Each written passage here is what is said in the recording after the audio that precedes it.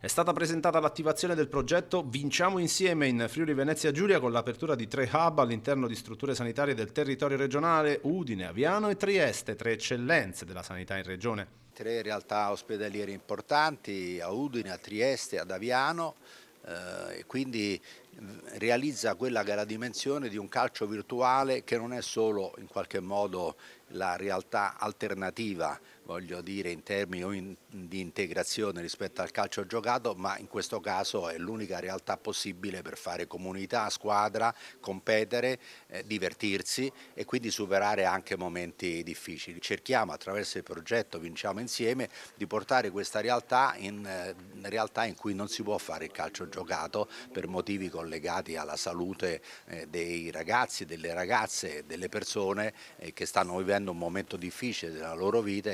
L'iniziativa rappresenta un modello innovativo di inclusione sociale che utilizza lo sport come strumento educativo, relazionale e culturale, capace di generare partecipazione, prossimità e senso di comunità. L'inclusione nei percorsi di cura delle persone è un fatto estremamente importante vivendo in una società di cronici. Il miglior ospedale è quello che assomiglia meno a un ospedale, è anche vita, altrimenti ci releghiamo le risposte alle persone ad una condizione di sopravvivenza. Quindi noi abbiamo accolto con favore questa proposta che ci arriva dal Presidente Abete e dal Presidente Canciani e crediamo che sia soltanto la prima.